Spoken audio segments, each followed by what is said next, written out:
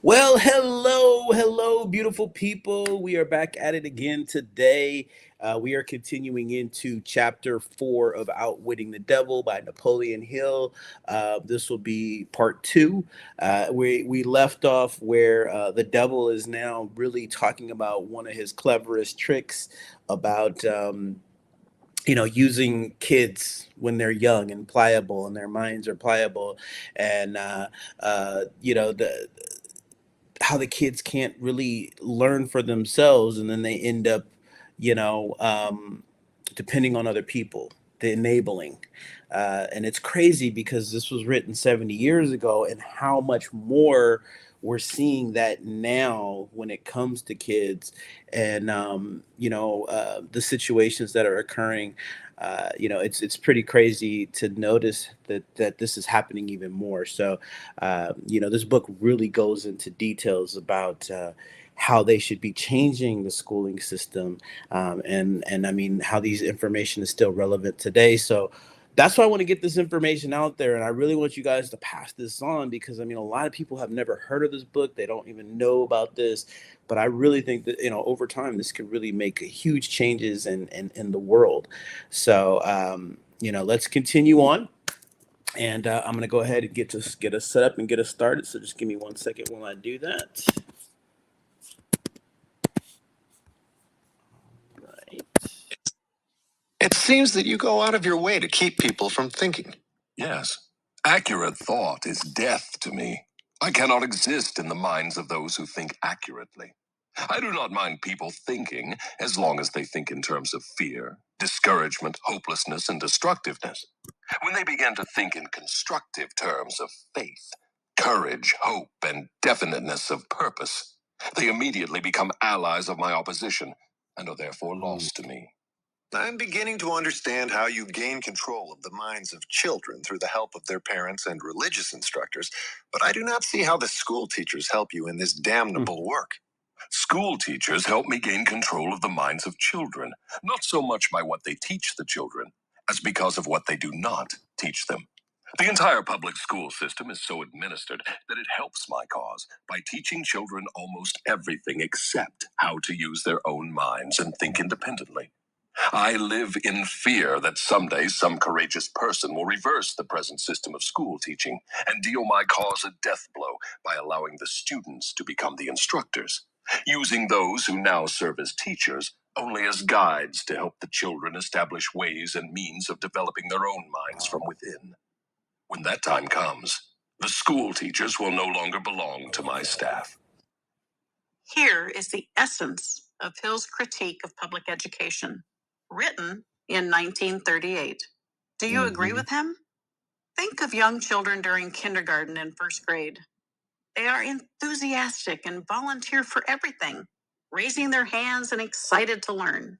Now, fast forward 10 years and think about those same children as high school students, the ones sitting in the back of the class, never making eye contact with adults, and absolutely never volunteering or asking a question. They have disengaged from the learning process. What happened to these children? 10 years of schooling. They perceive that to make an error will subject them to ridicule and scorn.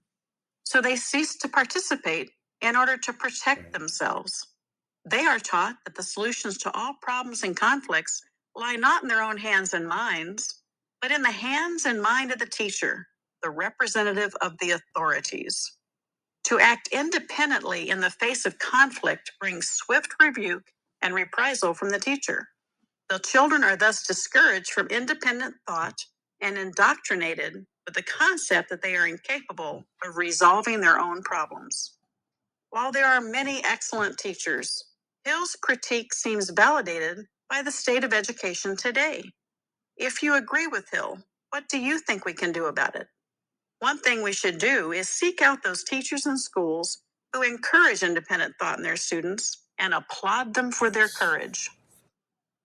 I was under the impression that the purpose of all schooling was to help children to think.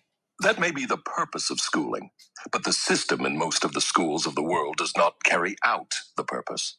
School children are taught not to develop and use their own minds, but to adopt and use the thoughts of others.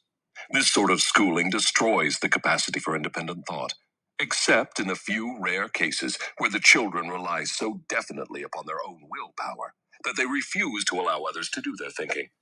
Accurate thought is the business of my opposition, not mine. What relationship, if any, has your opposition with the homes, the churches, and the schools? Your reply to this question should be interesting. Here is where I make use of some more of my clever tricks. I cause it to appear that everything done by the parents, the school teachers, and the religious instructors is being done by my opposition. This diverts attention from me, while I manipulate the minds of the young. When religious instructors try to teach children the virtues of my opposition, they generally do so by frightening them with my name. That is all I ask of them. I kindle the flame of fear into proportions which destroy the child's power to think accurately. In the public schools, the teachers further my cause by keeping the children so busy cramming non-essential information into their minds, they have no opportunity to think accurately or to analyze correctly the things their instructors teach them. Do you claim for your cause all those who are bound by the habit of drifting? No. Drifting is only one of my tricks through which I take over the power of independent thought. Before a drifter becomes my permanent property, I must lead him on and ensnare him with another trick. I will tell you about this other trick after I finish describing my methods of converting people into drifters.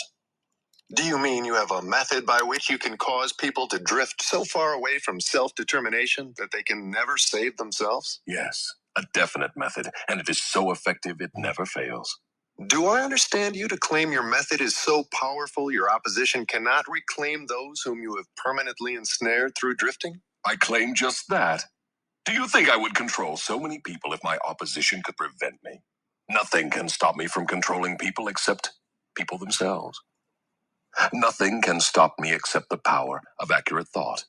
People who think accurately do not drift on any subject. They recognize the power of their own minds. Moreover, they take over that power and yield it to no person or influence.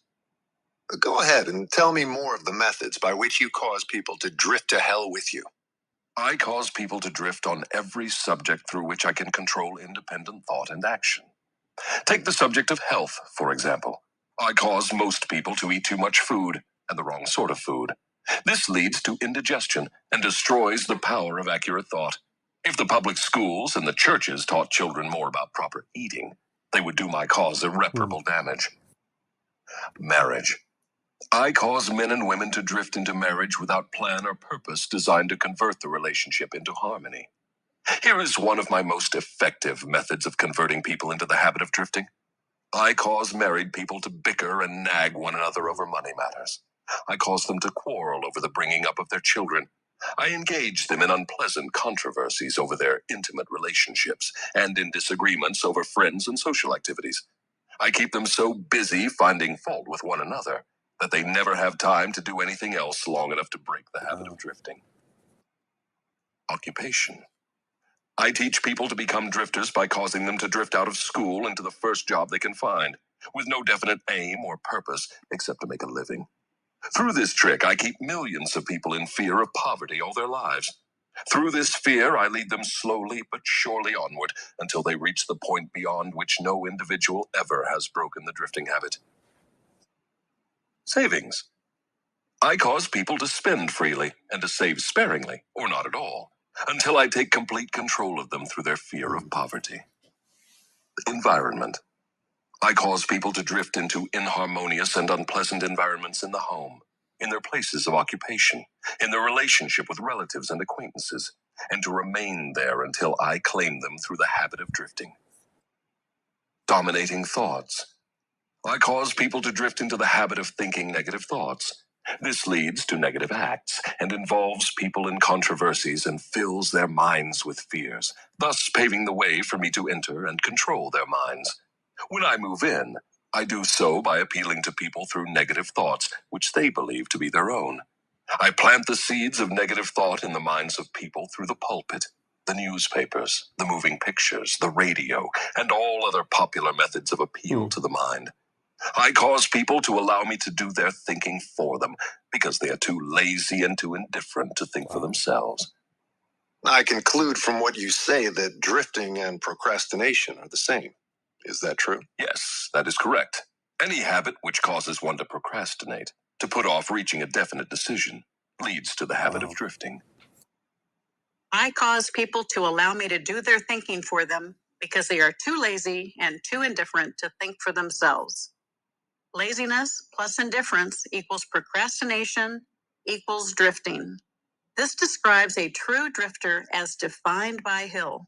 Since I have been a true procrastinator for most of my life, this hits a little too close to home for me. I like to use the excuse that I work best under pressure, but that is all it is, an excuse for why I procrastinate. Can you think of examples in your own life when laziness and indifference led you off your path to success? When an opportunity slipped through your fingers because you were too slow to seize it in time? Is man the only creature who drifts? Yes. All other creatures move in response to definite laws of nature. Man alone defies nature's laws and drifts when he wills. Everything outside the minds of men is controlled by my opposition, by laws so definite that drifting is impossible. I control the minds of men solely because of their habit of drifting, which is only another way of saying that I control the minds of men only because they neglect or refuse to control and use their own minds. This is getting to be pretty deep stuff for a mere human being. Let us get back to the discussion of something less abstract. Please tell me how this drifting habit affects people in the everyday walks of life, and tell me in terms the average person can understand. I would prefer to keep this interview up among the stars. No doubt you would. That would save you from being exposed. But let us come back to Earth. Tell me now what drifting is doing to us as a nation here in the United States. Frankly, I may as well tell you that I hate the United States as only the devil can hate. That is interesting. What is the cause of this hatred? The cause was born on July 4, 1776, when 56 men signed a document which destroyed my chances of controlling the nation. You know that document as the Declaration of Independence. Had it not been for the influence of that damnable document, I would now have a dictator running the country, and I would stop this right to free speech and independent thought that is threatening my rule on Earth. Am I to understand from what you say that nations controlled by self-appointed dictators belong in your camp? There are no self-appointed dictators. I appoint them all. Moreover, I manipulate them and direct them in their work. Nations run by my dictators know what they want and take it by force. Look what I have done through Mussolini in Italy. Look what I am doing through Hitler in Germany. Look what I am doing through Stalin in Russia. My dictators run those nations for me because the people have been subdued through the habit of drifting. My dictators do no drifting. That is why they rule for me the millions of people under their control. What would happen if Mussolini, Stalin, and Hitler turned traitors and disavowed you and your rule? That will not happen because I have them too well bribed. I am paying each of them with the sop of his own vanity, by making him believe he is acting on his own account. That is another trick of mine. Let us come back to the United States and learn something of what you are doing to convert people into the habit of drifting. Right now, I am paving the way for a dictatorship by sowing the seeds of fear and uncertainty in the minds of the people. Through whom are you carrying on your work? Mainly through the president. I am destroying his influence with the people by causing him to drift on the question of a working agreement between employers and their employees. If I can induce him to drift for another year, he will be so thoroughly discredited I can hand over the country to a dictator. If the president continues to drift, I will paralyze personal freedom in the United States, just as I destroyed it in Spain, Italy, Germany, and England. In 1938, when Hill was writing this manuscript, the president was Franklin D. Roosevelt. Are the devil's comments applicable today? Do you think Hill might write the same words today as he wrote 70 years ago? What you say leads me to the conclusion that drifting is a weakness which inevitably ends in failure, whether among individuals or nations. Is that your claim? Drifting is the most common cause of failure in every walk of life. I can control anyone whom I can induce to form the habit of drifting on any subject. The reason for this is twofold. First, the drifter is just so much putty in my hands to be molded into whatever pattern I choose, because drifting destroys the power of individual initiative. Second, The drifter cannot get help from my opposition, because the opposition is not attracted to anything so soft and useless. Is that why a few people are wealthy while the majority of people are poor? That is exactly the reason. Poverty, like physical illness, is a contagious disease. You find it always among the drifters, never among those who know what they want and are determined to get just that. It may mean something to you when I call your attention to the fact that the non-drifters, whom I do not control, and those who possess most of the wealth of the world, happen to be the same people. I have always understood that money was the root of all evil, that the poor and the meek would inherit heaven, while the wealthy would pass into your hands. What have you to say of that claim? Men who know how to get the material things of life generally know how to keep out of the hands of the devil as well. The ability to acquire things is contagious. Drifters acquire nothing except that which no one else wants. If more people had definite aims and stronger desires for material and spiritual riches, I would have fewer victims. The actual verse of the Bible talks about the love of money, not money itself. For the love of money is the root of all kinds of evil. 1 Timothy chapter 6, verse 10. All right, you guys. Well, we're going to go ahead and end it there for now. Let me go ahead and get back. Wow. I hope you guys took some notes there. This whole drifting thing, I would definitely go back, write all those out, because it falls in line with procrastination, and I can relate to this in so many different ways because I mean I still deal with this all the time. I mean even today, just wanting to like create these videos. I could come up with all the excuses in the world and stuff like that, but understanding that these are just the devil's tricks and how to get us to stay not be aware of things. And then I mean for him to talk about relevancy, I don't really get into politics.